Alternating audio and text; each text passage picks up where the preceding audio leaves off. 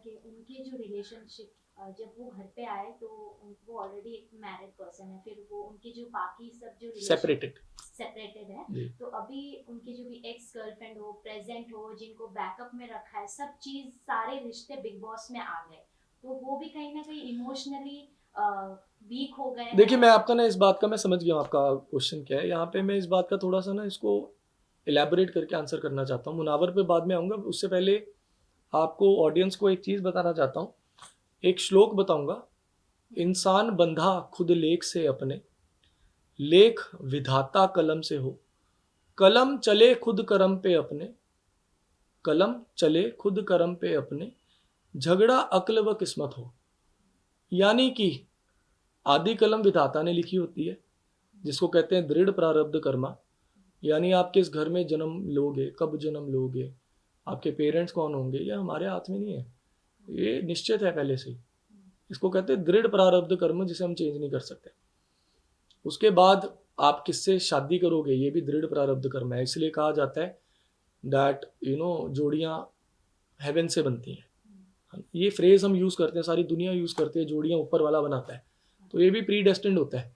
फिर आपके औलाद क्या होगी, कितनी होगी, कब होगी, ये भी प्री डेस्टिन्ड होता है। बाकी की ऑलमोस्ट ऑलमोस्ट सारी चीजें हम टेम्पर कर सकते हैं एस्ट्रोलॉजी से। बिकॉज कोई आदमी ग्रो कितना करेगा, इसका ना कोई पैरामीटर नहीं है एस्ट्रोलॉजी में। कोई एस्ट्रोलॉजर ये नहीं बता सकता कि आप जीवन में 10 करोड़ कमाओगे या 100 करोड़ कमाओगे। लेकिन एक एस्ट्रोलॉजर ये बता सकता है कि आपकी कुंडली में ये आपके ग्रह हैं, आप अपने स्वभाव को अपने ग्रहों के साथ अलाइनमेंट में ले आओ, आपका ग्रोथ निश्चित है। अगर किस्मत को आप एक करंट की तरह समझो, पानी के एक फ्लो की तरह। अगर फ्लो के साथ चलोगे तो बहुत स्मूथ राइड है, फ्लो के अगेंस्ट चलोगे तो टर्बुलेंस तो आनी आनी है, राइट। अब कहने का मतलब, हम जो भी भुगतते हैं उसमें हमारे कर्म भी होते हैं, ठीक है। तो आदमी गलत नहीं होता, लेकिन आदमी गलत दिख जाता है, ठीक है। क्या मुनावर अंदर से चाहेंगे मेरी 10 गर्लफ्रेंड्स हो? कोई नहीं चाहता है, ऐसा कोई नहीं चाहता है। कोई चाहेगा कि मतलब क्या अभिषेक चाहते थे वो समर्थ को चांटा मारे?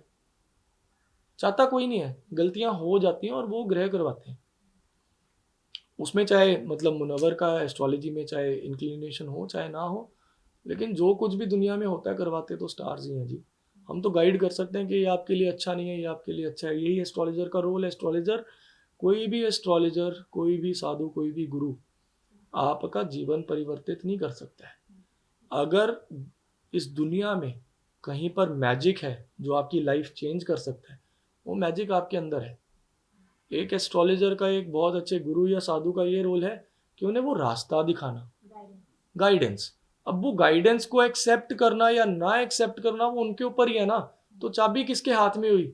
करने वाले के, ठीक है। अब coming back to the Munawar's point only, अब उनके वीनस और राहु ऐसे ही हैं। वीनस दर्शाता है रोमांटिक रिलेशनशिप को, राहु भटका देता है और राहु फोकस लूज कर देता है। तो अगर किसी एक इंसान को एक गर्लफ्रेंड में फोकस दिख जाए, पीस मिल जाए, तो उसको जरूरत ही नहीं है ना कहीं और जाने की। यही तो होता है जहां आजकल कुछ रिश्ते ऐसे ही हैं कि साथ साथ जिएंगे साथ साथ मरेंगे। वो क्यों है? क्योंकि they find peace in each others, right. तो वीनस राहु वो क्लैरिटी खो देता है। अब इसमें हम वीनस राहु को तो भूल जाते हैं, कोई ले मैन के लिए जो ज्योतिष नहीं समझता, लेकिन दुनिया तो यही कहेगी ना मुनावर गलत है। गलत ग्रह होते हैं। तो जब कोई अच्छा करते हैं तो वो भी ग्रह करवाते हैं, जब कुछ बुरे इंसिडेंट्स होते हैं वो भी ग्रह करवाते हैं। हम तो गाइड कर सकते हैं क्या करना चाहिए क्या नहीं। तो वीनस राहु होने की वजह से वो क्लैरिटी मिस आउट हो जाती है। वो आदमी का फोकस होता है कि मैं यहाँ भी देख लूँ, वहाँ भी देख लूँ, वहाँ भी देख लूँ। जब मन होगा सेटल करने का, तो ऐसे यही प्लैनेट विमेनाइजर भी बनाते हैं। मैं उसको डिनाई नहीं कर रहा कि मुनावर यहाँ पे गलत नहीं है। विमेनाइजर भी वीनस राहु ही बनाते हैं। यहाँ पे अगर राहु को कंट्रोल कर लिया जाए by following very simple remedies, तो ये फैक्टर भी खत्म हो जाएगा। अब वीनस राहु खराब थे तभी तो शादी टूटी, क्योंकि शादी भी वीनस ही दर्शाता है। अब वीनस राहु खराब है तभी रिलेशनशिप्स नहीं टिक रहे।